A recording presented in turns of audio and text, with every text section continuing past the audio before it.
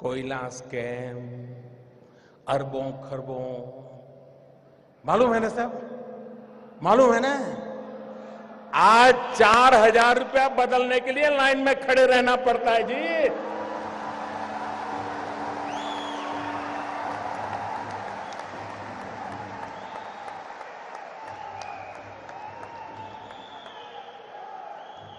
अरे 125 करोड़ देशवासियों का प्यार न होता, विश्वास न होता, सरकारें तो आती और चली जाती। मेरे भाइयों बहनों, ये देश अजरा अमर है, ये देश का भविष्य उज्जवल है। इस उज्जवल भविष्य के लिए कष्ट झेलना, कुछ मैं कभी कभी हैरान हूं।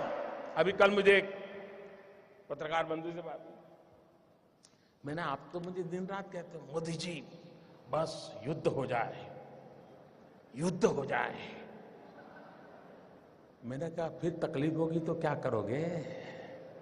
बिजलियां बंद हो जाएगी, चीजें आना बंद हो जाएगी, रेलवे कैंसिल हो जाएगी, रेलवे में फौज के लोग जाएंगे, आप नहीं जा पाएंगे, तब क्या करोगे? अच्छा बोले ऐसा होता है।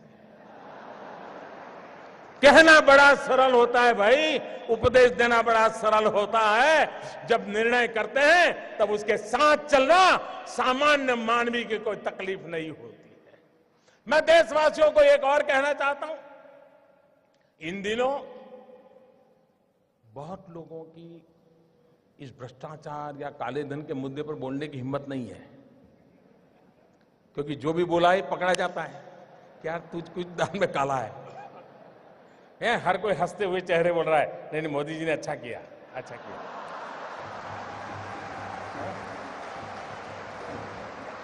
फिर किसी दोस्त को फोन करता है, यार कोई रास्ता है? फिर वो कहता है यार मोदी जी है, सारे रास्ते बंद कर दिए। इसलिए अफवाहें फैलाते हैं। एक दिन अफवाह फैलाई थी नमक महंगा हो गया। अब बताइए भाई, 500 की नोट और 1000 की नोट, कोई है जो 1000 की नोट लेके नमक लेने जाता है? ये इसलिए किया जाता है कि उनको मालूम है कि उनका लूट रहा है। 70 साल से जमा किया हुआ महंगे से महंगे ताले लगाए थे।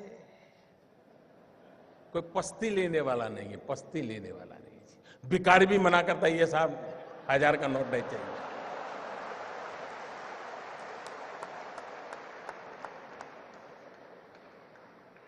भाइयों बहनों, ईमानदार को कोई तकलीफ नहीं है।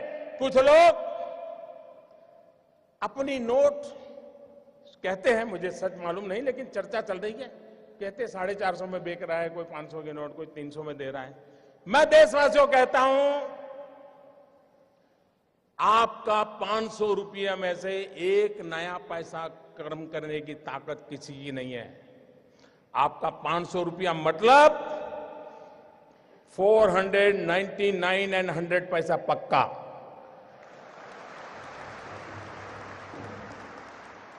ऐसा किसी कारोबार में आप लिप्त मत होइए। कुछ बेईमान लोग अपने लोगों को कह देते जाओ लाइन में खड़े हो जाओ, 2-2 हजार का करवा लो यार, मेरा थोड़ा बहुत बच जाएगा। और दूसरा भाइयों बहनों, मेरा सबसे आग्रह है, हो सकता है आपको पता भी न हो, शायद आपके चाचा मामा भाई पिताजी जिनका स्वर्गवास हो कुछ करके गए हो, आपका कोई गुनाह ना हो, बस आप बैंक में जमा कर दीजिए, जो भी दंड देना है दंड दे दीजिए, आप मुख्य धारा में आ जाइए, सबका भला है। और एक बात और कहता हूं, कुछ लोग अगर ये मानते हो कि आगे देखा जाएगा, तो कम से कम वो मुझे पहचान ले।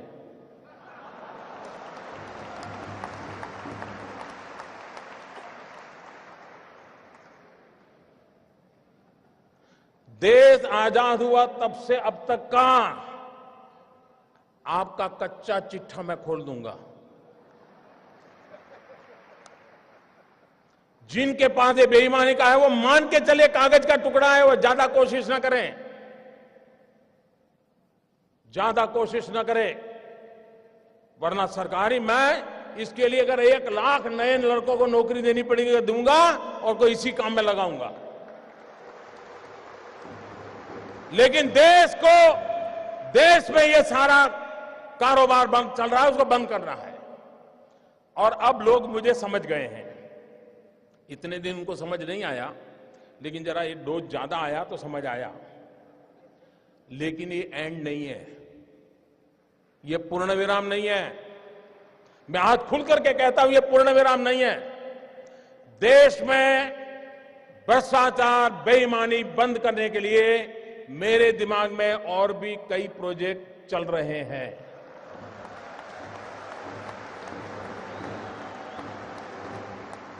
ये आने वाले हैं। ये ईमानदार लोगों के लिए मैं कर रहा हूं जी, देश के गरीब लोगों के लिए कर रहा हूं। मेहनत करके जिंदगी गुजार रहे हैं, उनको अपना घर मिले, उनके बच्चों को अच्छी शिक्षा मिले, उनके घर में बुजुर्गों को अच्छी दवाई मिले, इसके लिए मैं कर रहा हूं। मुझे गोवा वासियों के आशीर्वाद चाहिए। आप खड़े होकर के ताली बजा करके मुझे आशीर्वाद दे। देश देखेगा ईमानदार लोग। इस देश में ईमानदार लोगों की कमी नहीं है। इस देश में ईमानदार लोगों की कमी नहीं है। आइए ईमानदारी के इस काम में मेरा साथ दीजिए। शाबाश मेरे गोवा के प्यारे भाइयों बहनों, मैं आपका सर झुका करके नमन करता हूं। ये सिर्फ गोवा नहीं, ये हिंदुस्तान के हर ईमानदार की आवाज है। हिंदुस्तान के हर ईमानदार की आवाज है। भाइयों बहनों, मैं जानता हूं मैंने कैसी ताकतों से लड़ाई मोल ली है। मैं जानता हूं कैसे लोग मेरे खिलाफ हो जाएंगे। मैं जानता हूं 70 साल का उनका मैं लूट रहा हूं।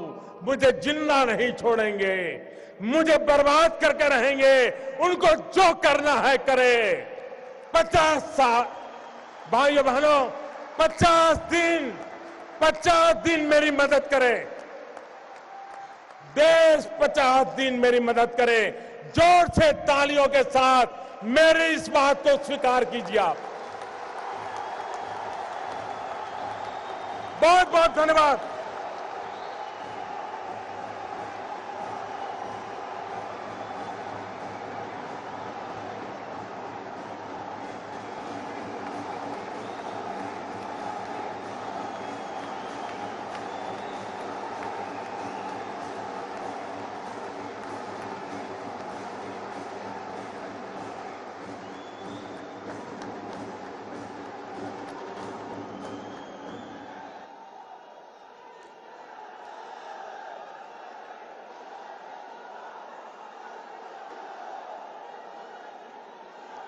देश के उज्जवल भवितव्य के लिए कर्तव्यपूर्ण वचनों और कार्य के प्रति हम सधन्यवाद प्रकट करते हैं।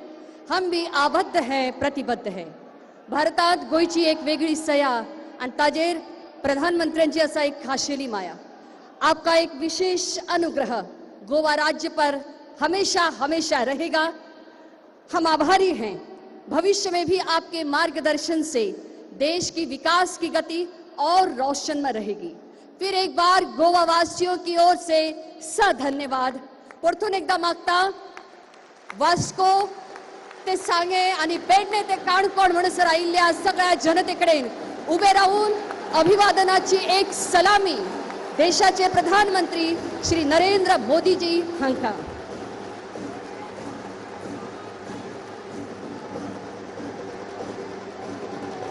मंचाचेर उपस्थित आशिल्ले सगळ्या मानेस्तांक आमी दिनवासता।